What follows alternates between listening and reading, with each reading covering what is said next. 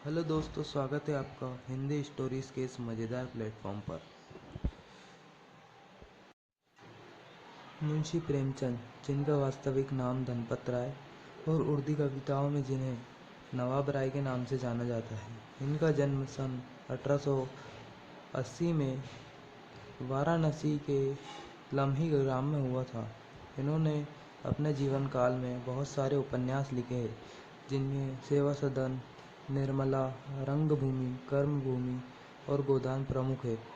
और इन्होंने अपने जीवन काल में 300 से अधिक कहानियाँ लिखी है, जिसे मानसरोवर नाम के एक विशाल संग्रह में प्रकाशित किया गया है। इसके 8 भाग है एवं करबला, संग्राम, प्रेम की वेदी इनके प्रमुख नाटक है और कुछ विचार इनके नाम का एक निबंध प्रकाशित है। गोदान हिंदी का सर्वश्रेष्ठ उपन्यास माना जाता है और प्रेमचंद जी उर्दू से हिंदी कविताओं में अधिक रुचि रखने वाले कवियों में से एक है।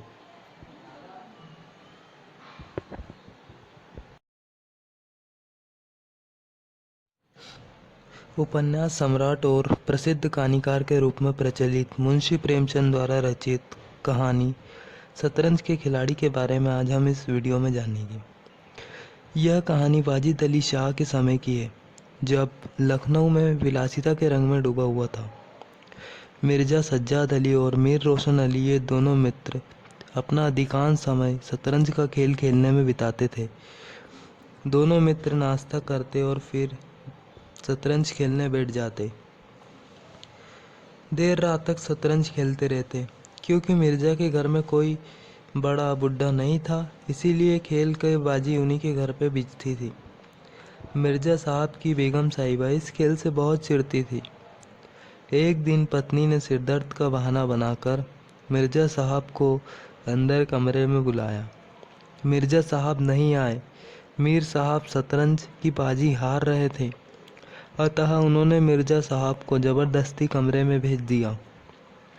उन्होंने बेगम के गुस्से को आग बबूला होता देख उनका गुस्सा मीर साहब पर सबसे ज़्यादा था, इसलिए मिर्ज़ा के लाख मना करने के बाद भी कमरे में गई और शतरंज की बाजी उलट दी।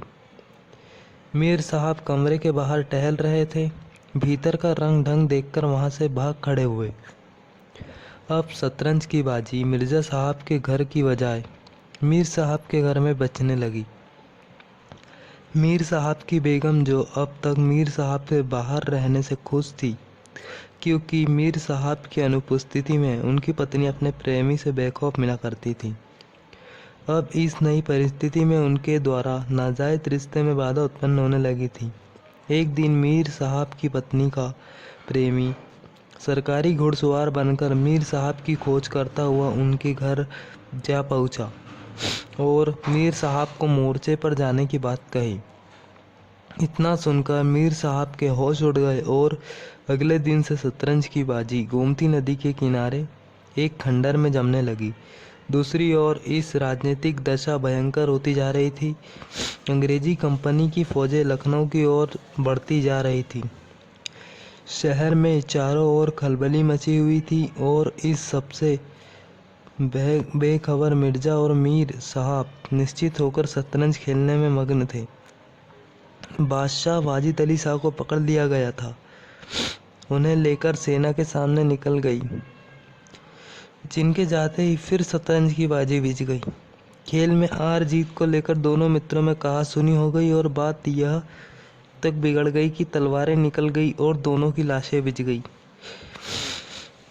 इस प्रकार प्रेमचंद की कहानी तत्कालिक भारत की परिस्थितियों को चित्रित करती है, जिसमें प्रेमचंद ने विलासिता और अय्याशी में डूबे जनमानस को पुनः जागरूक करने की बात को प्रेरित किया है।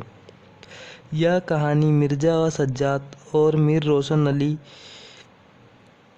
का शतरंज की बाजी के दौरान उपजे झगड़े का अंत हो जाना यह सोचने पर विवश करता है कि काश यह मौत नवाब वाजिद अली शाह के पक्ष में होती और ब्रिटिश सेना के विपक्ष में हुई होती।